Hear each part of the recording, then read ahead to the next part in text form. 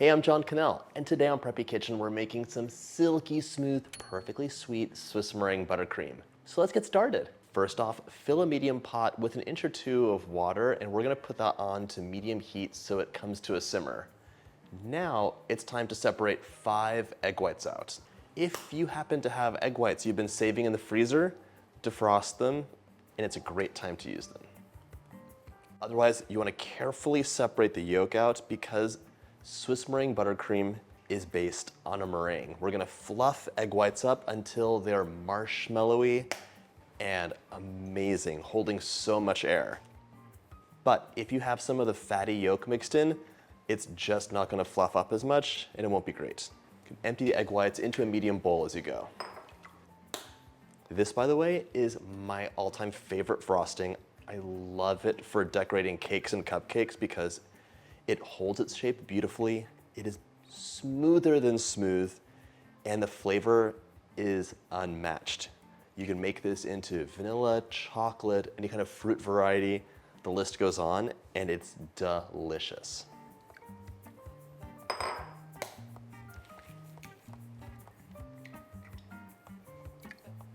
And 5.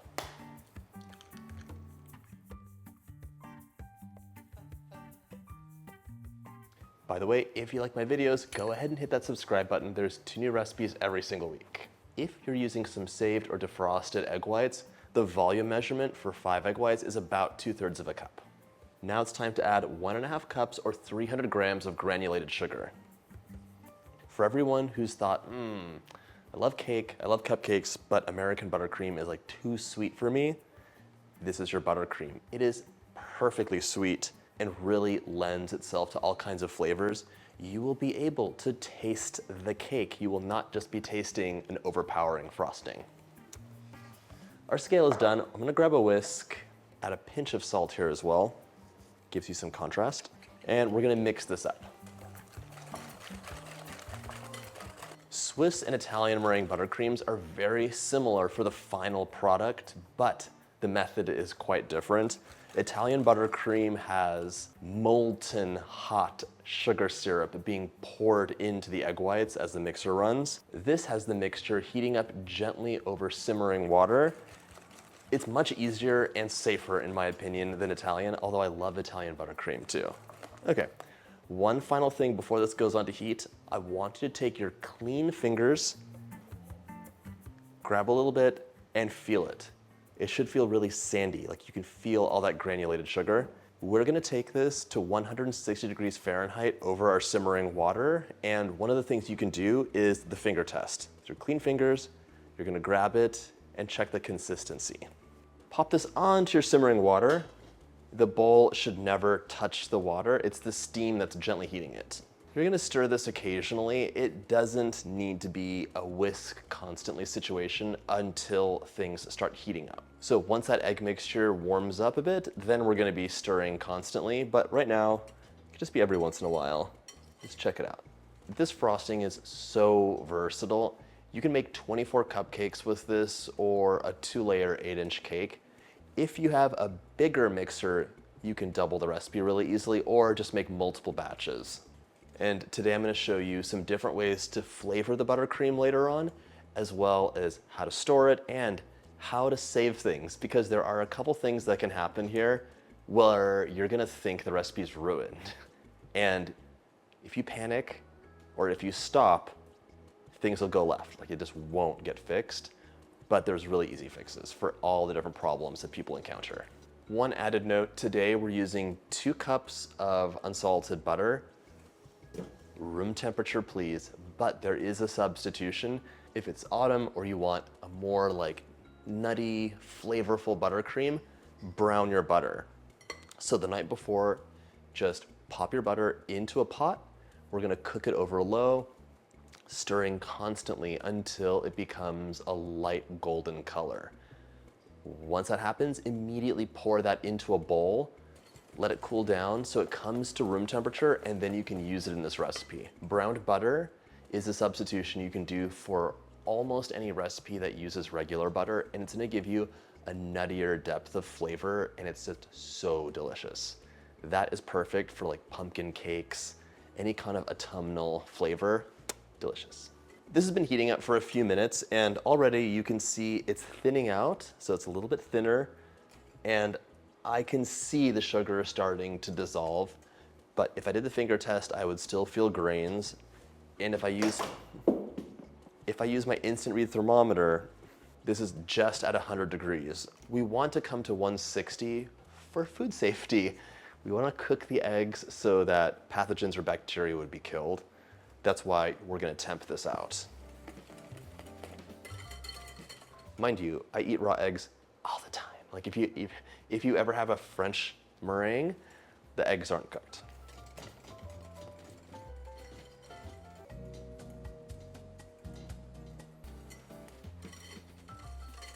And by the way, if you don't have an instant read thermometer, one, ask for one for a present. They're amazing and very useful. But two, you don't have to use it for this recipe.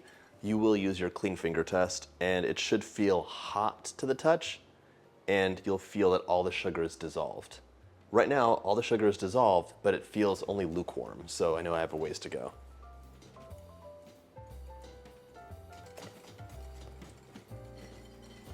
And at this point, you should be thinking about your butter. This butter, too hard. It might be room temperature, but I have the AC going, and it is just not gonna be soft enough. So you would wanna microwave this half power in 5 to 10 second bursts, turning the butter each time, making sure it's in the wrapper until it's nice and soft. You do not wanna have butter that's melting, but if the butter is too cold, it just won't mix in properly either. Final thing, when you're temping this out, do not touch the bowl. It should be floating in the mixture, because if your sensor is touching the bowl, chances are it'll read a hotter reading than the mixture is. As we mix and this heats up, you'll see that this is developing more structure. Like when you rub it with your fingers, you'll see these like big trails left. Once this goes into the mixer with our whisk attachment, it is gonna form the most amazing meringue. And this is a buttercream video. Yes, please make Swiss meringue buttercream, but you could also make Swiss meringue. You have a lemon pie or a pumpkin pie, top it with a mountain of Swiss meringue, toast it with your torch or pop it into the broiler just to get a little goldenness. It's gonna be so good. You don't have to worry about raw eggs. It'll have more structure than a French meringue, and it's gonna be just dramatic and delicious. You can do it for certain cupcakes. All kinds of desserts could just have a meringue topping, and it's often really nice, especially if there's a filling or a curd or they're fudgy. Ooh, like a lemon roll cake topped with toasted meringue. Amazing. Okay, let's temp this out. It just hit 160, so we are ready to pop this into our mixer. Take it off heat and grab a mitt or a kitchen towel so you don't burn yourself. One thing I want to point out, if someone else is helping you with dishes in the kitchen and maybe they don't do the best job, now is the time to double check for this recipe, because this should be super clean, no traces of butter, fat, or oil inside. If you have any doubts, you could add a little bit of lemon juice or white vinegar and just wipe the bowl down to make sure it is squeaky clean. And by the way, feels hot to the touch. Very, very like sticky, but super smooth. It's like marshmallow fluff almost. Add your hot meringue mixture into the bowl. Let's get it all out. And the problem is this is so hot, it's 160 degrees. So we're gonna run the mixer to build up structure, but once it's the right structure, the mixer is gonna keep running so it cools down. Add your clean whisk attachment on. Start this on low, and we're gonna move it up to like medium high. You can feel the heat coming off. All right, we're gonna do this until you have marshmallowy, thick, luscious spires of meringue. I'll show you what that looks like, but just let it run for a few minutes before you check, because this will take a while.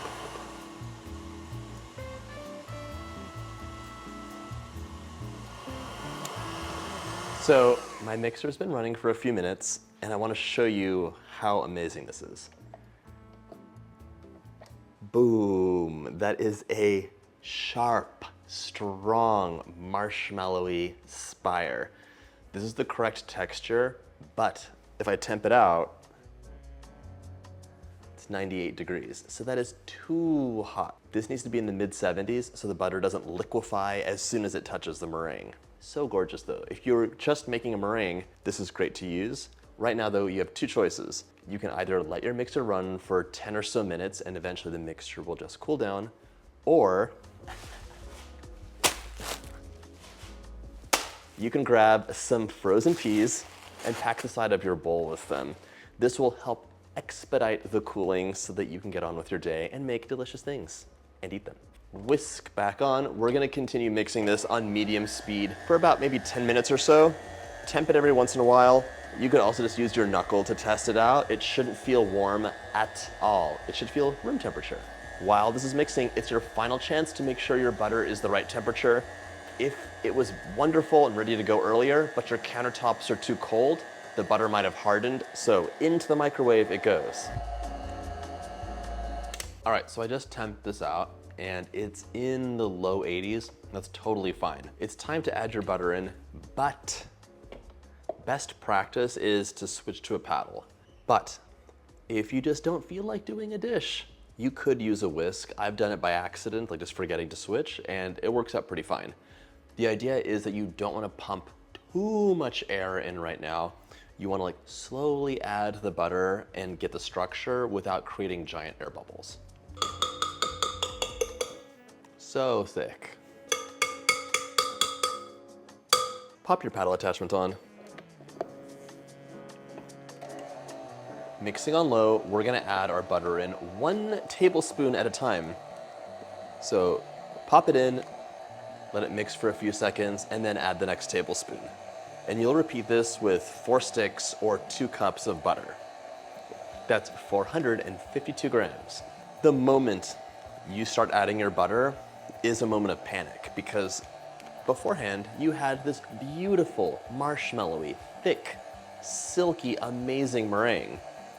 You think by adding butter, you're gonna add more structure, but what happens is the butter basically melts and this turns into soup.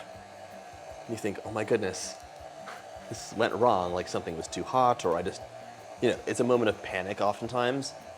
Don't panic. Just understand this should liquefy. It should turn into a delicious soup. When you add in that very last piece of butter at the end of your 2 cups and mix it for a few seconds, it should just become a beautiful structure. It should be totally perfect. If that doesn't happen and it's still soupy, just pop it into the fridge for 5 minutes and mix it up again. It normally fixes it. Usually it means that your butter or the meringue was too warm, so it just needs to chill out in the fridge for a bit. If it's still soupy after 5 minutes, give it a mix and then pop it back in for another 5. And I will point out that at this point, you don't have any flavor added. So if you took a little taste test, you're just gonna taste butter and eggs. And you can see I didn't bother cutting the butter up ahead of time. Just using a palette knife or a small knife and cutting off a tablespoon, popping it in, and repeating the process.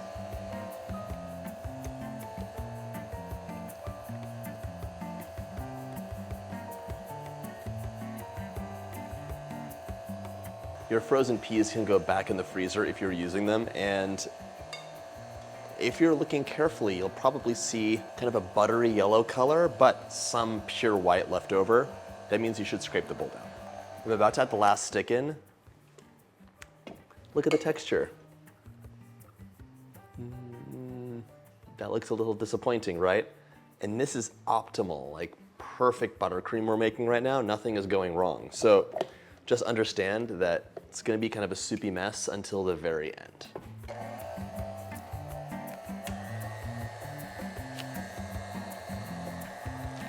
If you're watching this video with curiosity and thinking, looks delicious, John seems to like it, but this is much more work than American buttercream, all 3 of these things are correct. If you're short on time, you can always make this frosting in advance. It lasts in the fridge for up to a week. Just keep it in a sealed container. or in the freezer for up to a month. If you freeze it, of course, it has to thaw. And in both cases, this will need to be popped back into the mixer and whipped up just for 30 seconds or so to restore the texture. Because if this buttercream sits out for even a few minutes before you use it, it turns like foamy and loses the magic. So it just has to get a quick whip on high for 30 seconds or less. And then like magic, it's perfect and ready to go. Last tablespoon.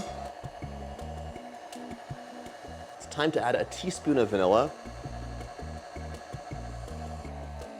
I want to show you the texture. So much more structure, but it has kind of a cottage cheesy appearance, like it's not perfectly mixed. I've been going on low this whole time, so it needs a little bit on high to really whip up. But first I'm gonna scrape the bowl down because I see some pure meringue hanging around. So I used vanilla today, but any flavoring will work. Almond extract, orange blossom water, rose water, maple syrup, like the list goes on. So any flavoring will be delicious in this. And you can add it in to taste. Right. Moving to high, just a few seconds.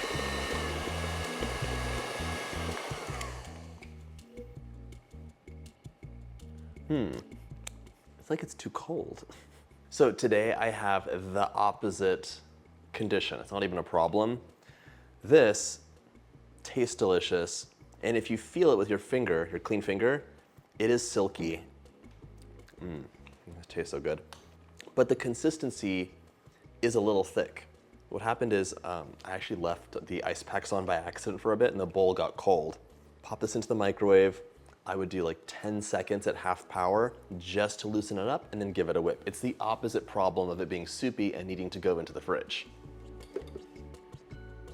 If you don't want to use your microwave, you could also just use your hair dryer and warm things up and then give it a mix. Warmed up.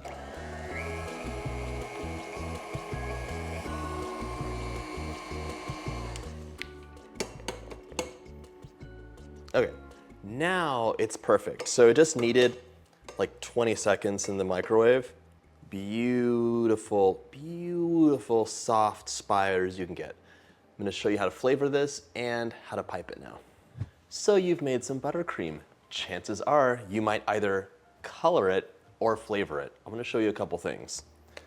Flavoring it is so easy because this is a very stable, delicious thing. You're only gonna make it better. If you wanna make a chocolate Swiss meringue buttercream, just melt your favorite chocolate, let it cool down so that it is not too hot because the one enemy of this buttercream is heat. You don't wanna melt it again.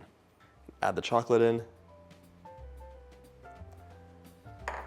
And by the way, this could have been a chocolate peanut butter. You could add Nutella, so many different things. And we're just gonna mix this in. It mixes in really well, and you're just looking for the streaks to disappear. Just like that, you have a perfect, beautiful chocolate Swiss meringue buttercream. Honestly, if I was gonna make this entire batch of chocolate, I'd probably melt 3/4 of a cup of chocolate, add that in, see how I like it, and then add more as needed. This will be a bit more like stable than a regular Swiss meringue buttercream because the chocolate will cool down and provide more structure just like the butter does. If you're making a beautiful cake and you want to decorate this with colored buttercream, I will tell you, you cannot just add food coloring in here. That's not going to work because there's so much butter in here. If I just added food coloring in here, and this is a nice, very powerful gel food coloring, I could add the entire thing in and it would be a beautiful pastel color. It would never get vivid. What you have to do is grab a small bowl, add in about a tablespoon of the buttercream, and now you're gonna add a drop or so of food coloring. Just like that. I'm gonna microwave this for about 30 seconds and it's gonna melt and become a soup. But it's gonna become a bright pink soup, which I can then mix into this and get a beautiful vivid color. Do this for any batches that you wanna color because you will not get a saturated color without doing this step. 20 seconds in the microwave, you can see this is super soupy. So the butter completely melted. We're gonna give this a stir. Now I can add this melted Swiss meringue buttercream into my normal batch and you'll get the most beautiful color. If you didn't do this, you could keep adding and adding and adding food coloring, and if you look really carefully after mixing it in, you'd see millions of like little micro beads of the color suspended in pure white. So it would just never work out. Now you can mix this in, and just like with the chocolate one, it should be really smooth and a beautiful color. I've also flavored Swiss meringue with fruit purees. I've used like lemon curd. It really does mix well with things, so you can try experimenting with different flavors. Now I have the most beautiful like light pink color, which is perfect for cakes and cupcakes. Once your buttercream is flavored and ready to use, give it a quick whip, just a few seconds to restore the texture, pop it into a piping bag and use immediately. These vanilla cupcakes are getting a beautiful dollop. Perfect for piping. You get all the definition and you can see the silky texture come through. Right now I'm just using a couple different piping tips to show you the versatility of this beautiful frosting. With a variety of shapes and sizes in your piping tip, you can get lovely results, and this frosting makes professional looking decorating so easy to do. I think the only thing left to do is give this a taste, and for an honest reaction, I'm calling in the boys. Lachlan, George, do you want to taste some buttercream? Yes! Okay, this is Swiss meringue buttercream. That's chocolate, and the other two are vanilla. Use your spoons and take a bite. Let me know what you think. I knew you would go for chocolate. Yeah. How does it taste? Great. Lovely. Silky, perfectly smooth, and so delicious. I hope you get a chance to make this recipe, and if you like my videos, hit that like button and check out my buttercream playlist.